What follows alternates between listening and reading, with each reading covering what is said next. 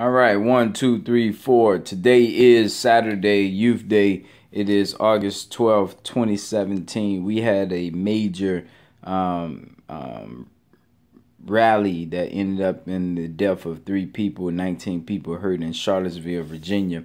For those who don't know, Virginia is very important to America, the United States of America, because that's where the collision of 3 groups really manifested.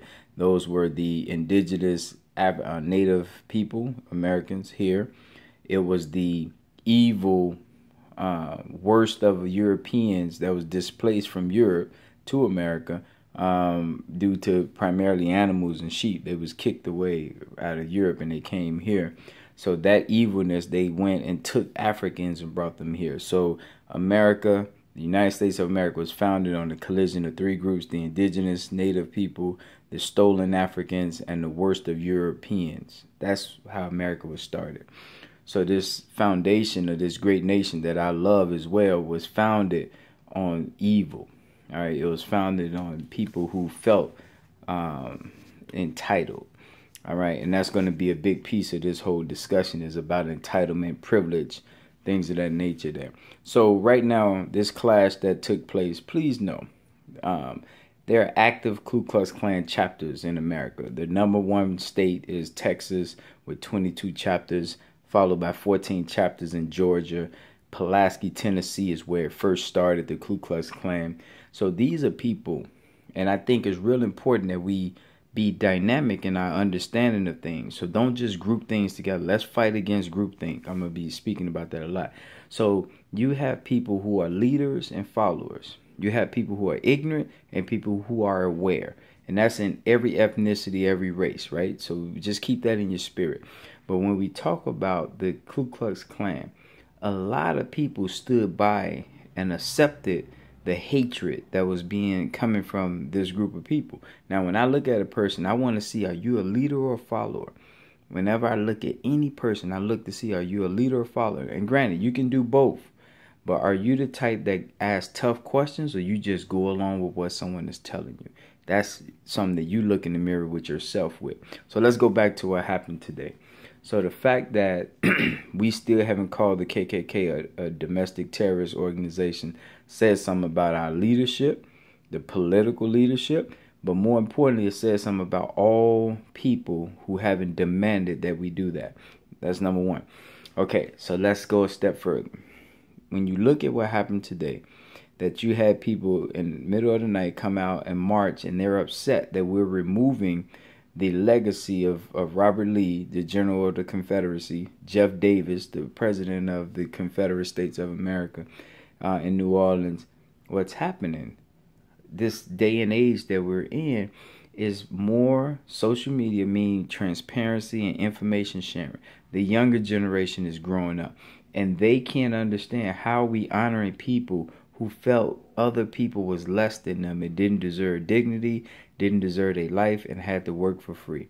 So these younger people of all ethnicities is saying, hell no, we're not going to tolerate that. Get that person's statue down. Why are we honoring them?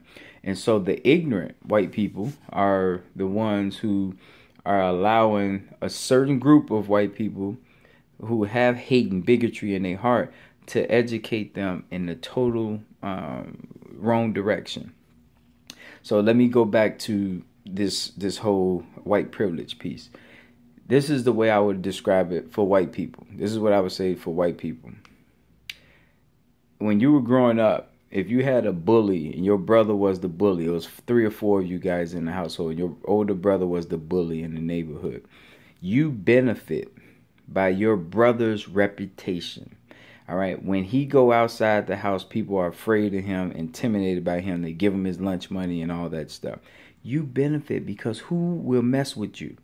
No one is going to mess with you. You're going to get the benefit of doubt, B-O-D, benefit of doubt, just because of your brothers. You have the privilege to do more things because your brother is the bully. White people should look at that in the United States of America.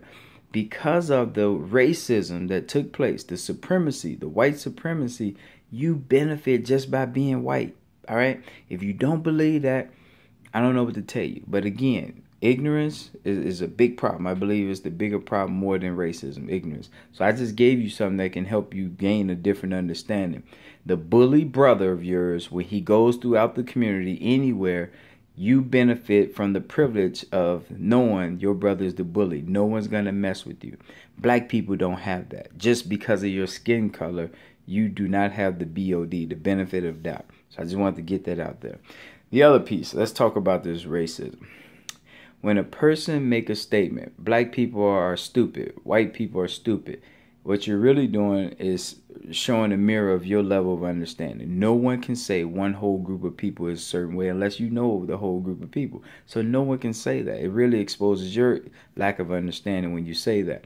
You can form generalizations, but with any generalization, you should work to see if it's valid or not, meaning you just don't take that as concrete. So we have to push past the ignorance in this country and the world. Majority of what we're dealing with is ignorance, not racism. Ignorance, not racism. There are a lot of white people who died to free black people, all right? So you can't say white people hate us. You can't say that. That is ignorance again. Then you got white people who say they need to just pull themselves up by their bootstraps and do better. That's ignorance. That means you don't understand enough the strategic racist policies and thoughts of people in leadership who are standing directly in the way of a certain group progressing. Ignorance, you guys, not racism. Now, here's who I call racism. Racism are the people who in their heart believe that you ain't shit, who believe you're less than me, you are under me, I want to see you gone or away from me. Those are the ones who are, to me, deserve the title racist. Now, if you think highly of yourself, which you should, if you love your culture, your race, you should. I don't think we should be saying something's wrong with white nationalists. To me, it's nothing wrong with white nationalists. What's wrong, and I think we got to be careful when we say white nationalists and put that in a bad connotation.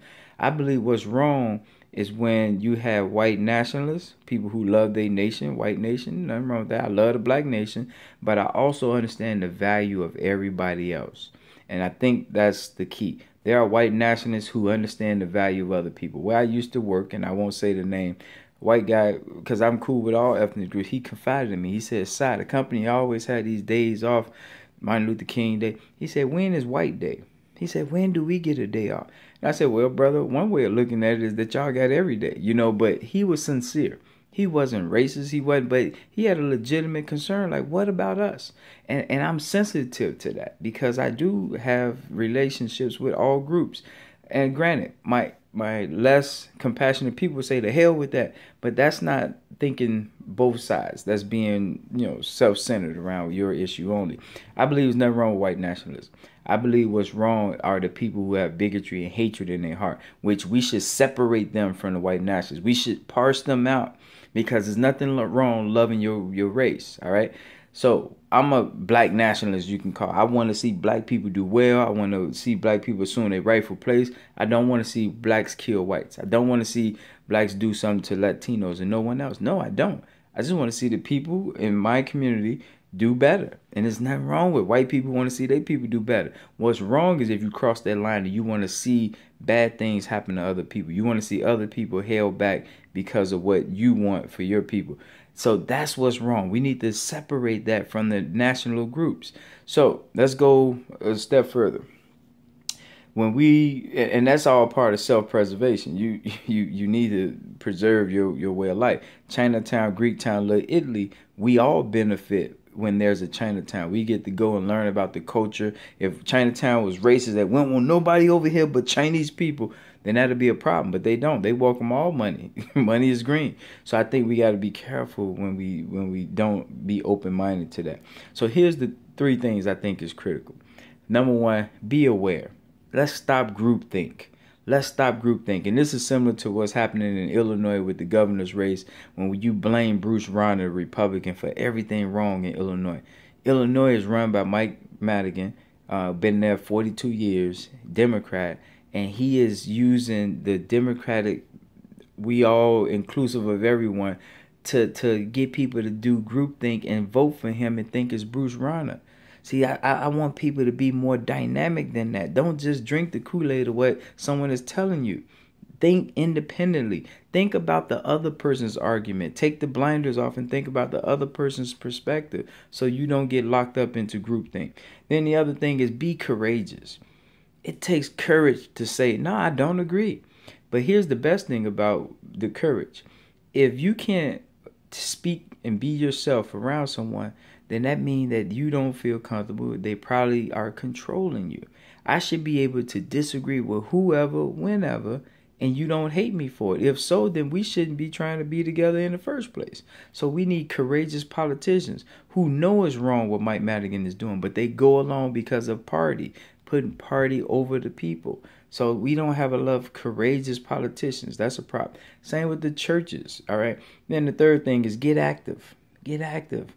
Don't sit on the sidelines. Get active. So we need you to be aware, no group thing. We need you to be courageous, speak out, and we need you to be active. Those three things. My number is 312-405-8844.